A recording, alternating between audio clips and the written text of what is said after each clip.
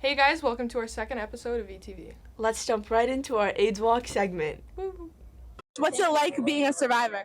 It's freaking awesome. It comes with a lot of sadness of people that aren't here with me today, but I feel really good that I'm alive. And what brings you to the AIDS Walk? I will always support people who want to celebrate life, and that's exactly what this is. Not give up, just keep on walking to support, our loved ones could be in our hearts and I could feel their presence, they're here. My younger brother passed away of complications of HIV/AIDS.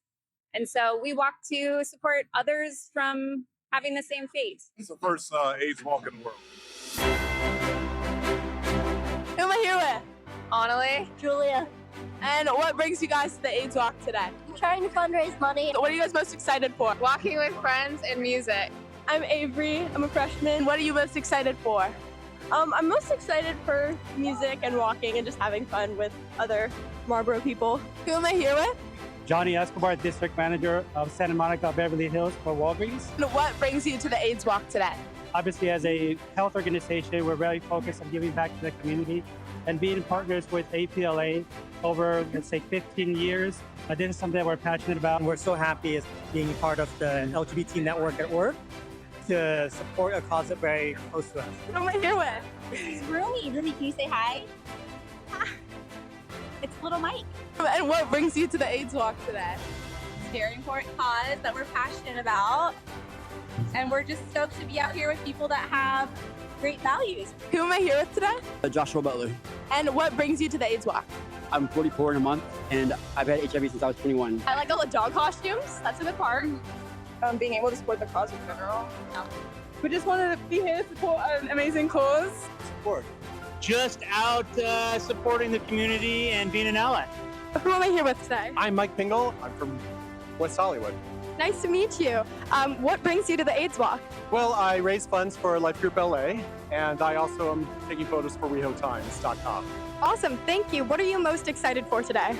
You know what? All the people out here, raising money for, helping people with HIV and AIDS. I'm Craig Bowers, the Chief Marketing and External Affairs Officer for APLA Health. What brings you to the AIDS Walk today? Well, I'm throwing it. Our organization has thrown this event for 39 years in the city of Los Angeles. I'm just excited that members of the community get to come out and, walk in solidarity, walk in remembrance of the people that we lost to this disease, and walk with a little bit of optimism about what the future's going to look like with HIV and AIDS. Who am I with today? Daniel Baker. Why did you come to the AIDS Walk? One of our friends is doing a big fundraiser. His name's Dylan Siegel for AIDS, and we're just here to support him in this conference. What are you most excited for today? Most excited? Just to see all the community and everyone here. It's very comforting. Who am I here with today? Hi, it's Miss Moser, and this is Skeeter. Hi, Skeeter. What are you most excited for today? Well, it's happening. It's the camaraderie, it's the community, and it's all the people showing up that want to make a difference.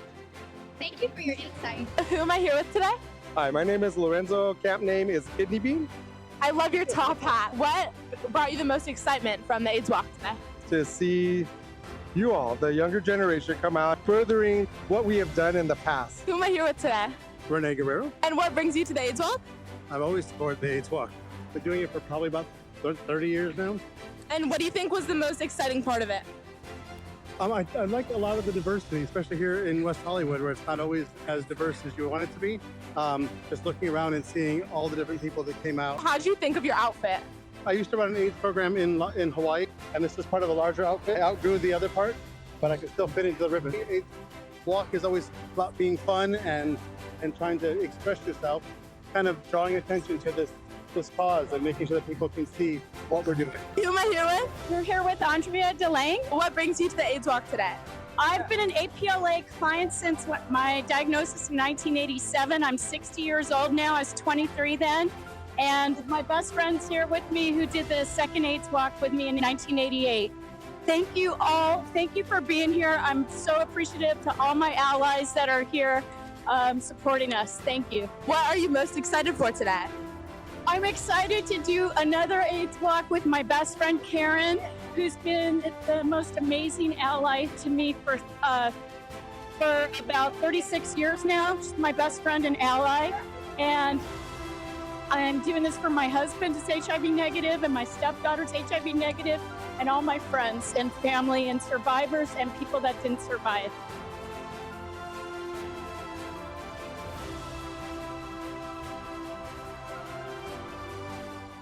Thank you, Rhiannon, for building awareness on such a great cause. Next, let's go build a burrito with Ricardo at the CAF. What do we get in this staff? Today we're here with Joe from the CAF staff, and we're going to ask him a few questions. How long have you worked at Marlboro, and what made you work here? I'm going on 2 years, and I really enjoy everybody here. It's a pleasant atmosphere, and that's what motivates me to work here. What's your favorite food here? Like all time, like every day, like you would eat this every day if you could. I would have to say the breakfast burritos with meat. Oh yeah. I get it with extra bacon. So real Marlboro students would know that Joe every single day plays his own little music right here. What do we have playing right now? We have 52 girls playing. So what's your go-to song every day? Bob Marley. Wow, official. Look at us. Here's Ricardo's breakfast burrito. Hi. I want you to make that your burrito, like the burrito that you eat. Okay. My burrito is onions, mushrooms, and jalapeno. A lot of jalapeno. Spicy. I don't have jalapeno, but I like jalapeno. Okay, so Ricardo, aside from burritos, what is your favorite food of all time? Burrito. Just always a burrito. Chilaquiles.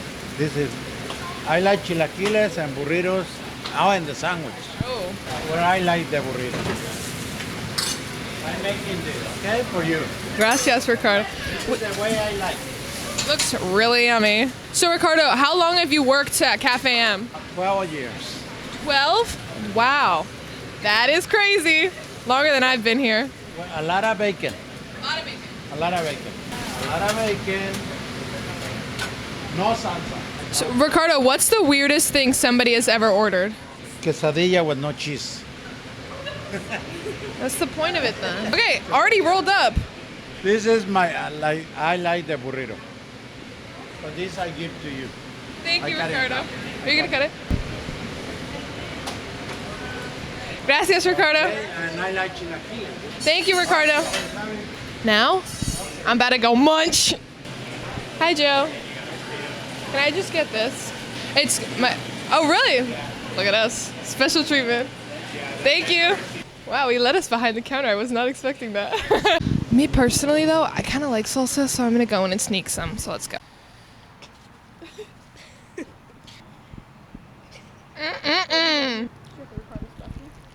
Ooh.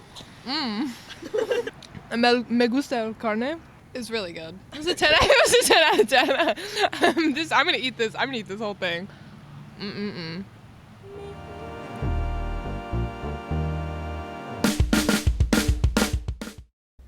Wow, that burrito was delicious. Now let's go watch an interview with Ophelia and Cassidy about ASL. Hi everybody, today I'm here with Cassidy, our all-school president, and we're going to talk about her experience with American Sign Language. So hi Cassidy, welcome. Hi, thank you. So you mentioned in your all-school president's speech last year that you wanted to bring a class of American Sign Language and teach it as a language at Marlboro. Yeah, it was like my biggest campaign goal, and I'm still working really hard at it. I've been meeting with like Miss Ciccarelli and with Mr. Allen, and hopefully that's going to expand into the language department soon, because I really want to kickstart it as a language here. I think that the plan is going to be like to introduce it as an elective course, or something that people can take just as not a language credited course, and then in the years that I'm not here, it'll like become a full-fledged language curriculum, like you get the credit course. Mm-hmm. Yeah, I'd love to see that. That's really interesting. And so, do you know American Sign Language? Yeah. Okay, and so how did you learn that, or how old were you? When did you learn how to sign? And Okay, so I've learned it, or like dabbled in it, since I was in elementary school, because when I was culminating 5th grade, we were each assigned a language, basically, where we had to like say 3 sentences to like the families watching us graduate, like, thank you for coming, welcome, and I was assigned American Sign Language. So from there, I've been like learning how to sign songs and things like that. And then my best friend's grandma was deaf but didn't have access to like the resources to learn ASL when she was younger, so she communicates solely by writing, and that really inspired me to like start taking the language seriously and like start pursuing it. So then when I was in the summer of 8th grade going into 9th grade, I like got a deaf ASL instructor and started meeting with her 3 times, and now I have 3 times a week, and now I've like fulfilled the language expectations for it, so I'm like I'm book fluent in it. Wow, that's amazing. No, yeah. So why do you feel that it is so important to educate others about American Sign Language and have others learn this language themselves? Yeah, so I think it's really important to educate people about American Sign Language, because educating them about the importance of the language really offers an opportunity for deaf communities and hearing communities to intersect, which historically just hasn't been available for deaf communities because of the hearing communities just kind of not taking the initiative to learn the language and to reach out to these communities. And like knowing that deaf people exist and knowing that sign language is important is one thing, but I think it's even more essential and even more important that we take it upon ourselves to learn their language and be able to connect with them. Because, like, for example, I love animated television, and I have little siblings that love animated television, and so even like when I was in middle school, I was still sitting down and watching shows like Super Y and like Sophia the First, and like shows that are supposed to be educational, and like deaf children don't have access to that sort of like animated film educational content. And so it's really important that we take it upon ourselves to like champion inclusivity and equitability by learning the language, because we'd really be able to connect with a group of people that are often unheard and unrecognized. That's beautiful how you tie that in with like educating others and just connecting with a whole nother community. And I think that it even like connects with a broader community, because my sister is nonverbal, so she uses sign language to connect with others as well. And I think that it's just amazing how it can connect so many different communities with different abilities. Yeah. And that's really beautiful. Yeah, that for me is another reason why, thank you for sharing that with me.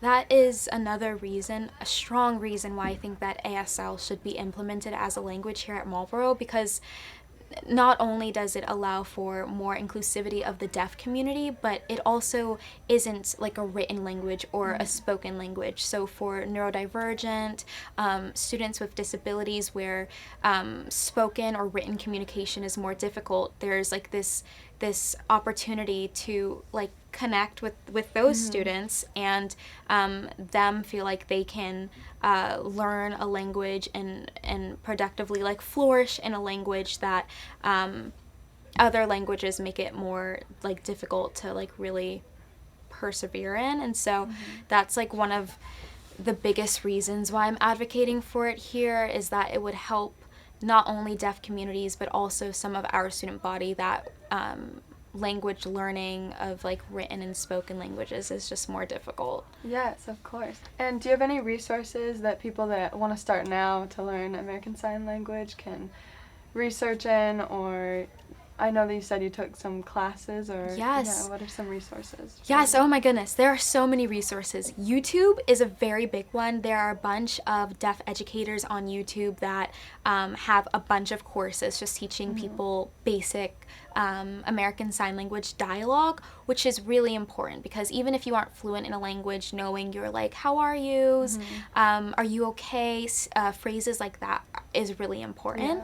Yeah. So there are a bunch of YouTube resources. Marlboro also works in collaboration with an online girls' school platform called One School House, which offers ASL as a language, so you can take that as an accredited course at One School House, but also it's like joint with Marlboro, and then I took American Sign Language with a language learning option called Language Bird, which I've really enjoyed.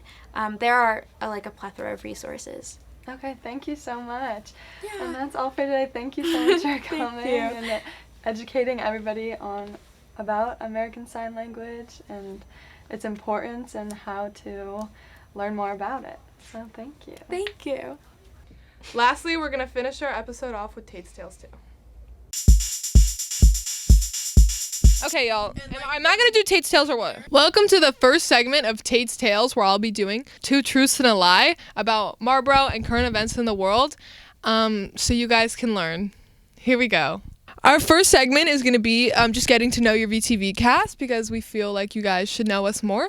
And so we're going to do 2 truths and a lie about stuff that has happened to us. So I'm going to go first. So now that I'm going first, we have...